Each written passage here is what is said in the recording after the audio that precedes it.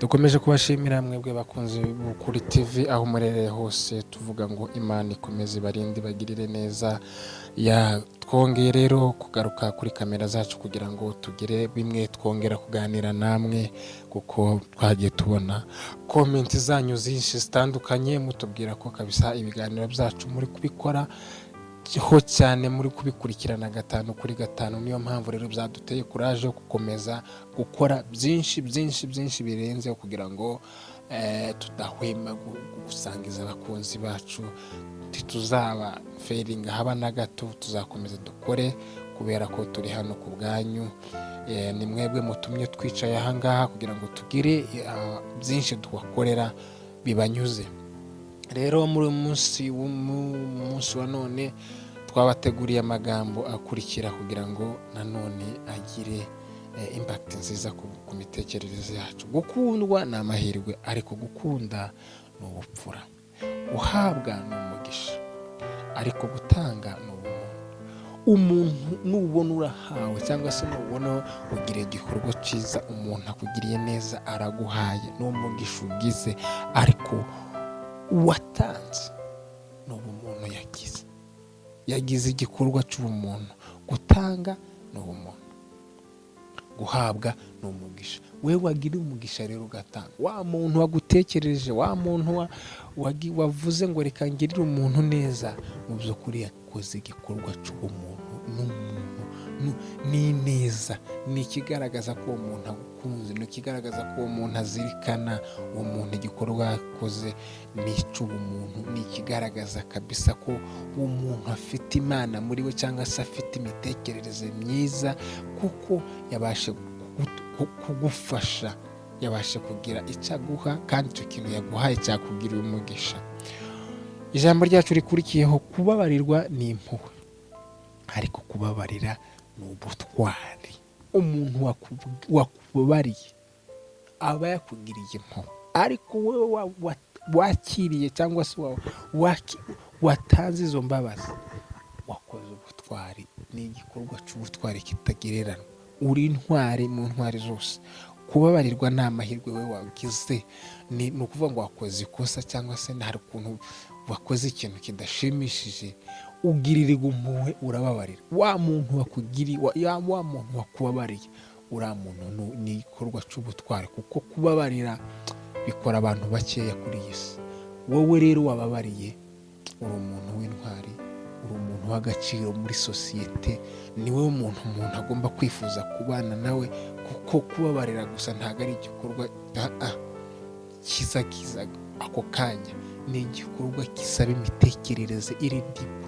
Wa muntu rero ubabarira mu buzima, uwo muntu ni umuntu w'indashyikirwa, ni umuntu w'agaciro, ni umuntu ugomba kubaha, ni umuntu ugomba kuba umujyanama wawe, kuko uwo muntu aba afite intekerezo ziri beyond yuko wowe umubona. Aba ari umuntu uri special mu buzima bwawe, kuko yirengagiza amakosa yawe, yirengagize amafuti yawe, akarenzaho akaguha imbabazi.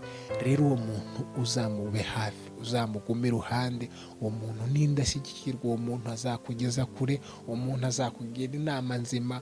Uwo muntu aragukunda kurusha abandi bantu bose, kuko yemeye amakosa wamukoreye, arakubabarira. Rero kubabarirwa ni igikorwa cy'ubutwari, kuko kiza gikorwa umugabo kigasiba undi. Rero wowe wahawe imbabazi, nawe mu by'ukuri ugaragaze ko wahindutse, ugaragaze imitekerereze mizima, ugaragaze impinduka mu byo wakoze. Ibyo wakoze ntuwongere kubikora, ahubwo uhinduke ubeho neza, utagize abandi bantu ubangamira mu buzima bwawe, kugira ngo ikosa wakoze ntuzongere kurikora ubundi. Kubahwa ni ikuzo, ariko kubaha ni uburere. Iyo umuntu akubashye, aba aguhaye ikuzo, aba aguhaye icyubahiro, aba akuzamuye, aba agushyize ku yindi level. Ariko kubaha ni uburere, ni indero wahawe, ni inama wagiriwe n'ababyeyi beza. Buri kintu cyose burya kubaha, nubona umuntu arubaha uwo muntu ntuzamubonera ahangaha, cyangwa se uzareba imigendere n'imitekerereze ye, uwo muntu aba agira uburere, aba yarahawe amasomo meza, aba yahawe inama nziza mu buzima. Kubahwa iyo umuntu yubashywe n'icyubahiro yego uba wuhawe, ariko wa muntu uba wakubashye burya aba afite disipurine, aba afite uburere, aba afite ahantu abikura. n'inama yagiriwe, ni uburere bwiza yahawe akiri mutoya bukuriramo, bahindura mindset ziwe ziba neza, zimenya kubana n'abantu, amenya kubaha abantu, amenya guha agaciro abantu. Uwo muntu aba ari ingenzi cyane cyane cyane mu buzima, kuko umuntu wubaha burya uwo muntu aba ari, uwo muntu ntuzamute ngo umureke abe wenyine uwo muntu, kuko nta cyiza yakwifuriza uwo muntu, nta shyari yakugirira umuntu, nta mipango mibi yakugirira. Kwihorera kwiza ni ugusa neza. Wow, kwihorera ni ugusa neza, ni ukwiyitaho. Yego, umuntu naguhemukira ntuzigere umutekerezaho, utangire nawe upanga ibintu bibi, utangire nawe umugirire imipango mibi, umutekerereze ibibi gusa kuri we. Kwihorera kwiza ni ugusa neza, ni ukwitwara neza, ni ugukora ukiteza imbere, ugasa neza, ugahindura imitekerereze yawe, ugahindura imikorere yawe, ukiyitaho, ukiteza imbere. Uhemukirwa ntibizigera bireka, ntibizigera bivaho as long as ukiri muri ubu mubiri. Guhemuka bizahoraho, guhemukirwa ni ikintu kizahoraho. So mu buryo rero bwo kwitwara neza, umuntu naguhemukira my friend, mwitwareho neza, yifate neza. Umuntu nakubwira ngo usa nabi, ntuyendere umubwire ngo nanjye nzakwishyura. Umuntu nagutuka ngo nanjye, umuntu nakwanga nanjye nzakwanga, no.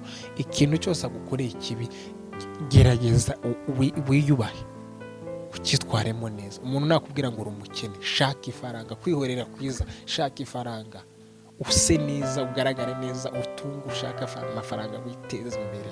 Uko niko kwihorera kwiza. Apana umuntu ngo nakubwira ngo nakwanga ko uri umukene ngo nawe umwange, no. Reba cya kintu yakujijije aba ari cyo ukosora.